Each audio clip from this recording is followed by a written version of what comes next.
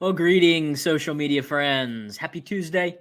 Dr. Jeff Riggenbaugh back here with you on another Tips Tuesday, where I bring you a tip or two or three for dealing with the difficult people in your life.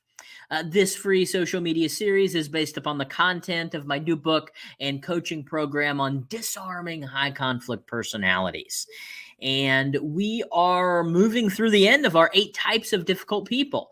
We have covered the bully. We've covered the con artist. We've covered the drama mama. We've covered the victim. We've covered the landmine. And we've covered the yes man or yes ma'am, if you will. If you've missed those installments of this free social media series, head on back to previous Tuesdays and check those out.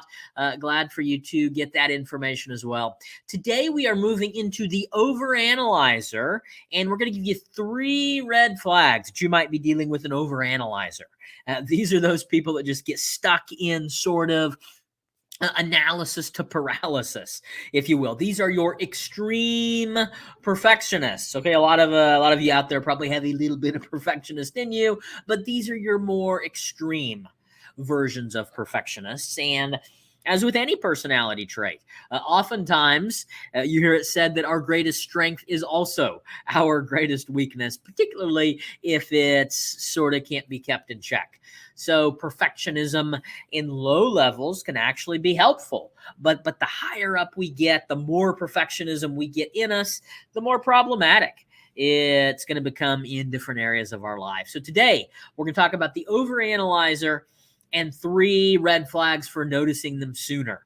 By the way, if you haven't gotten my tip sheet yet for dealing with overanalyzers, my top 10 tips for dealing with overanalyzers, helping people get unstuck that are stuck in analysis to paralysis, click that link below.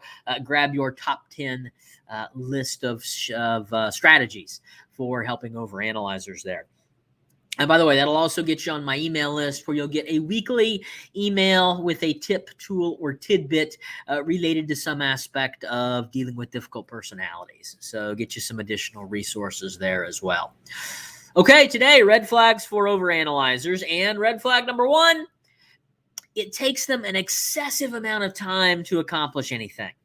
Because of the perfectionistic nature, these people are going to overthink everything, right? They're overanalyzers. And the overthinking takes excessive amounts of time. And then they can't stop until it's absolutely done or completely finished or, at a right stopping point.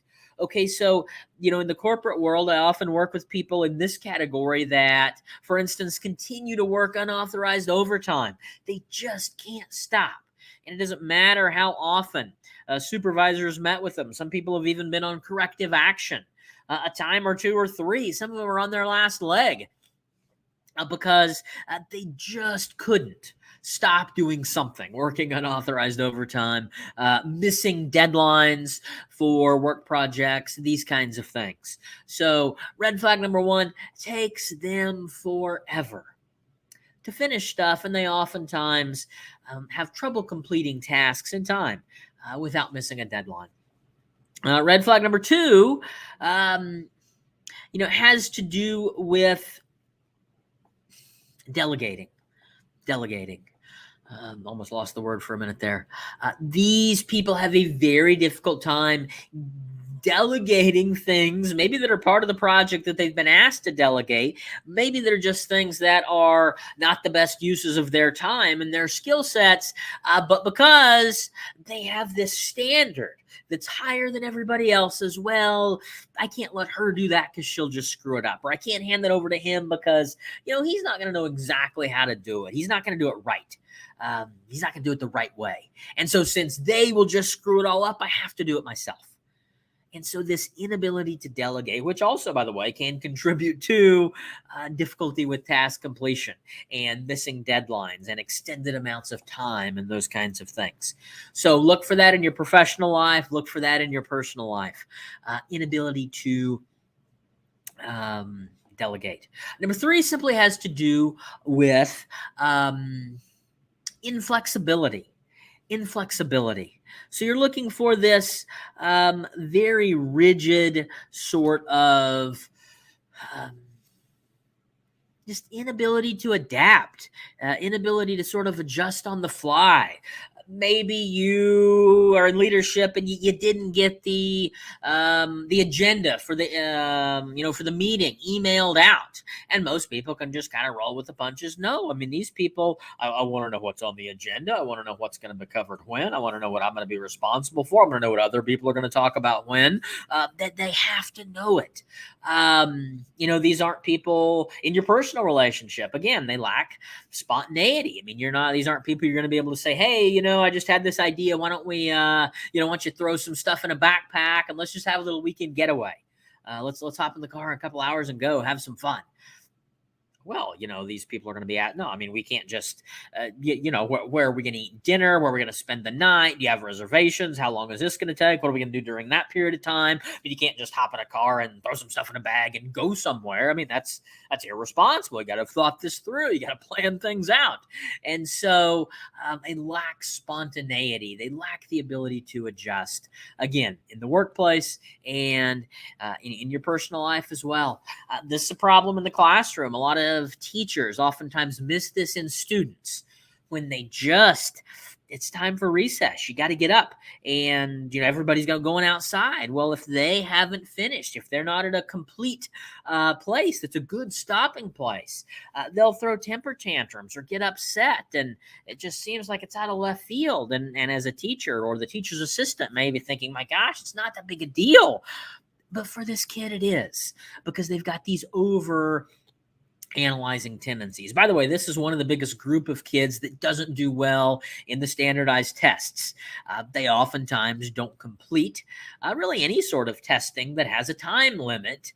And you can debate the merits of sort of pros and cons of having time limits. But this is the group of kids that when there is a time limit, they're often going to exceed it, and they're not going to have gotten the work done during the amount of time they could have. And it's not because they didn't know the answer. They knew the answer, but they had to think each one through 3 times and be absolutely certain.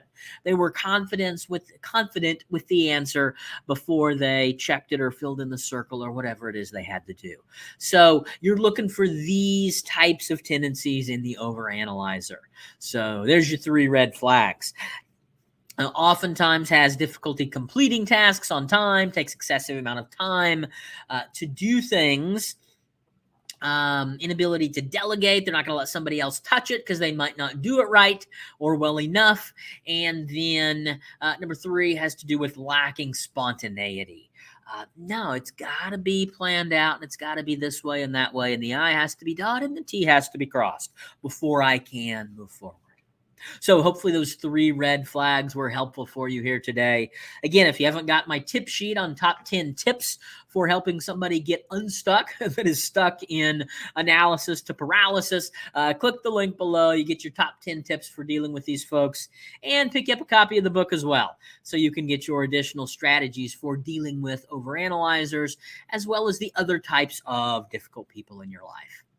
Hope these 3 red flags were helpful. Hope everybody has a great rest of your week. In the meantime, be well, and we'll see you next Tuesday. Bye for now.